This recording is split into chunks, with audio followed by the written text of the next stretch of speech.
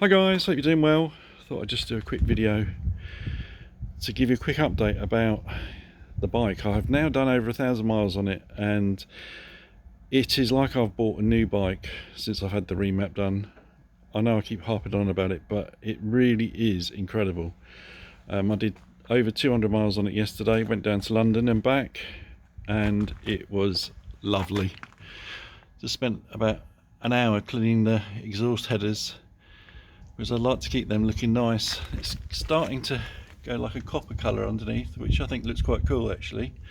But yes, if you're thinking, if you've got a Z900RS and you find it a bit snatchy, I know some people don't, but if you do, I know a couple of you actually that are going to go ahead and do it. So yeah, I can't recommend it highly enough. It really has transformed this bike.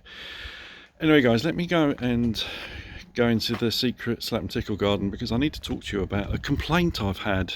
I suppose it's a complaint, a misunderstanding about one of my last videos that I need to put people straight about. So let me move into the garden. So the other day I put a video out and I mentioned about my late friend Rob, who was in a club in Soho, and he got off with a woman with a deep voice. It turned out it was a guy. And at the end of that, I said something along the lines of, where do you draw the line? Now, I've had a complaint, or a misunderstanding. It's not a complaint, because he understands now what I was trying to do. But I just wanted to put the record straight. He sent me an email. I will call him, Angry from Manchester, I will call him. Angry from Manchester sent me an email saying that he was disappointed with my narrow-minded view of drag artists. So I replied to him and said, well, I don't understand what you mean. What have I said that's upset you so much? And he said about the line I used at the end of the story about Rob, where I said, where do you draw the line? Now, he thought I was saying, where do you draw the line about people dressing in drag? It's so wrong and people shouldn't be doing this, which was absolutely not what I was trying to say.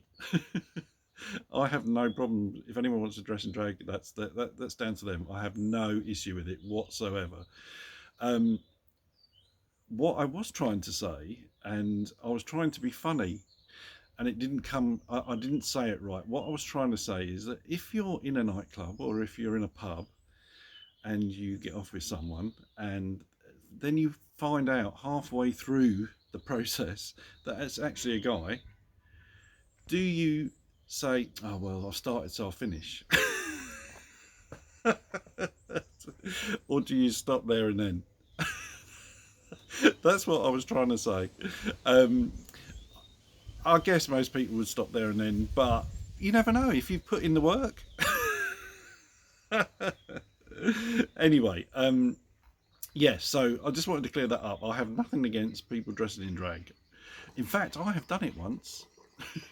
And in fact, it was Rob's, I think, 30th birthday, and he rented out a pub. Might have been his 40th, and myself, Wayne, Sean, and his brother all dressed up in drag, and we were the waitresses. And I remember very clearly me, Sean, and Mark, Sean's brother, looking like blokes dressed just with a wig on. We just looked ridiculous. But Wayne, who's a very good looking black guy, and he's got quite feminine features. I'm sorry, Wayne, but you have. And I remember coming out, and I remember Rob looking, thinking, oh, who's that? So he never learned. Anyway, I just wanted to clear that up in case any of you thought that I had an issue with people dressing in drag. I don't. Also, something else happened to me yesterday. When I was riding down to London, someone told me, I think it might be one of you guys actually, about in certain villages, villagers don't like people speeding through the village, so they've got these speed cameras that they sort of watch speeding motorists go through, and then they send the details to the police. And I've never seen one before. I've never seen that. But yesterday, when I was riding out of the village, just on the outskirts of the village, I saw a very large woman dressed in a high-vis jacket pointing what looked like a speed gun at me. So I drove right up to her. I was only doing 30 miles an hour, so I was within the speed limits. But as I got closer, I realised that actually it wasn't a speed gun. I know what a speed gun looks like, and it wasn't a speed gun. It looked to me like a hairdryer. So I rode past thinking, why on earth is she pointing a hairdryer at me? And all I could think is that it's a deterrent, and that people think that it's a speed gun, and then they slow down because this thing's pointing at them, but it's actually a hairdryer. Oh, that's the only thing I can think of. Either that or she wanted to blow me off. Oh. You know what I mean.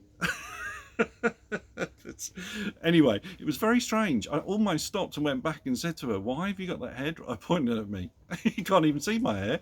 Anyway, guys, I just want to show you the shed that I bought, because I did mention it in my last video that I bought a shed, and I need to read the description because I thought it was bigger than it is. Story of my life. Let me spin the camera in. So guys, we've had to put the new shed in this garden because it's slightly smaller than I thought. But it will be handy for something. I'm not sure what. I think we're going to put tools or something in it, but we're going to get a proper 6'3" shed, 6 foot by 3 foot shed, because that's what I thought I was buying. I think I can't quite remember. I was very tired when I ordered it. Anyway, guys, thanks for all the comments, and yeah, I hope I will see you on Two Wheel Tuesday. I think it's going to be a really lovely week. So yeah, hopefully I'll see you all there. Okay guys, have a great rest of your weekend and ride safe.